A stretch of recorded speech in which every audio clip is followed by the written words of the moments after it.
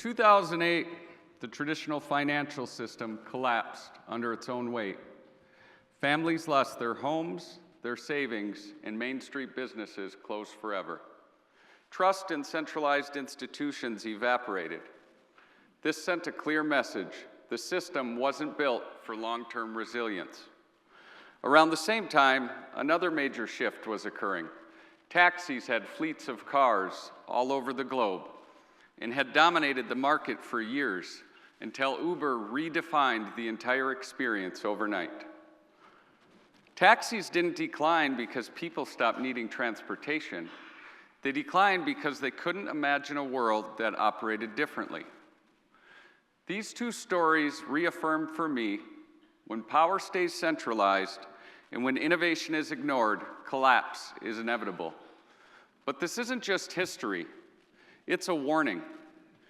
These same lessons set the stage for why I believe our traditional financial system is in danger if it doesn't embrace the technology and innovation that blockchain networks represent.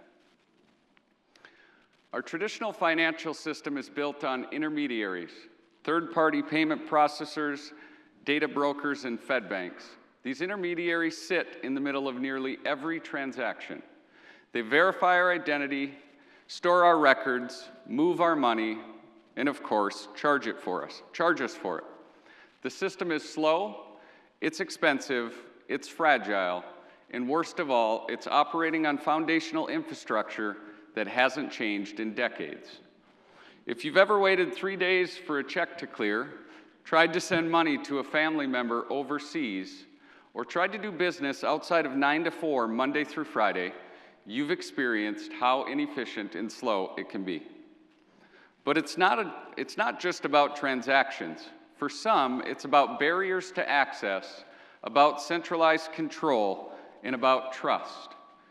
Today, the systems we use to help identify ourselves, move value, and prove ownership weren't designed for a world of digital connection and individual empowerment. They were designed in another era, built around institutions, not individuals. Now imagine a world where trust isn't based on centralized power, but on math, transparency, and code. That's the promise of blockchain technology. Blockchain is a digital database that is distributed across computers or nodes of a peer-to-peer network. Much like the credit union movement in its cooperative structure, blockchains are not owned by any single party. They're decentralized. At its core, blockchain is a decentralized digital ledger. It's public, secure, and permanent. Instead of relying on a single authority to validate and secure information, the network itself does the work, making transactions transparent in a way traditional systems are not. A simple way to think of what a decentralized digital ledger means, that's a mouthful, to think of a traditional bank. At its core, a traditional financial institution is just a private ledger that records debits and credits or transactions. With blockchain, it's a public ledger that records and stores information in a decentralized manner. This shift from closed books to open ones is what makes blockchain so powerful and why it's redefining the future of money. This shift from trusting people to trusting protocol is nothing less than a once-in-a-lifetime paradigm shift. A more simplistic way to think of it is think of a shared notebook that anyone in the world can view. Unlike a regular notebook, no one can tear out the pages, no one holds the pen alone, and every mark made is permanent. Digital assets are used in these transactions. A digital asset is anything in digital form that has value and is discoverable, such as cryptocurrencies like Bitcoin. Now combine digital assets with the network, and all of a sudden, value can move peer-to-peer with an internet connection instantly anywhere in the world. You don't need to rely on a bank or third party to complete transactions. The network becomes the bank. What this makes possible is a new type of financial infrastructure, one where individuals can control their money, their data, and even their identity. And here's the parallel. Credit unions were founded on this very idea. Trust built in, people at the center. Trust built in, power decentralized, people at the center. Blockchain isn't replacing that mission, it's giving us tools to scale it into the future. This technology is already impacting lives around the world.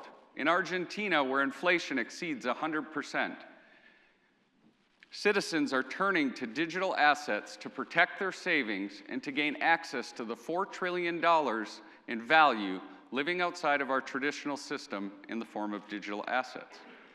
In Africa, communities are leapfrogging traditional banking altogether, using blockchain-based tools to send remittances and to gain access to capital that institutions never made available. But this isn't just global, it's personal. It's about rethinking the very idea of ownership in the digital age. What happens when you can own your data, not lease it from a tech company? When you can control your digital identity, and when you can send and receive value seamlessly, without friction and without borders. And here's where community financial institutions come in. Blockchain doesn't change or replace them, it empowers them. It gives credit unions new tools to deliver what they've always stood for: access, affordability, security, and trust. Let me be clear, blockchain isn't perfect. It's attracted hype, it's attracted bad actors, it can be volatile, and yes, people have lost money. But innovation always begins this way. Think about the internet in the 90s, clunky, slow, filled with misinformation and scam. Or the email, when news anchors in the 90s sat on television debating what the little @ sign meant. We didn't give up on internet or email, we made them better. And we couldn't live in today's society without these tools. What matters now is not whether blockchain is flawless, it isn't, but whether it can be a tool for expanding access, transparency, and freedom. I believe it can be. This isn't about cryptocurrency hype. It's about reclaiming ownership in a world where ownership is increasingly abstract. The true disruption with blockchain is the shift in control and the removal of countless third parties that make sending and receiving money slow and more expensive. It's this radical idea that with the right tools, people can govern themselves. And here's the key. Financial institutions don't disappear in that world. They become the bridge. They can take the speed and transparency that blockchain offers, wrap it in trust, regulation, and security, and deliver it to people that need it most. That's the future I want to live in, one where we don't just use technology, we own it together. Now, if you didn't follow everything I've said tonight, don't worry. As this becomes more mainstream, you will have a chance to learn and understand it no different than you have with other technologies or rideshare apps.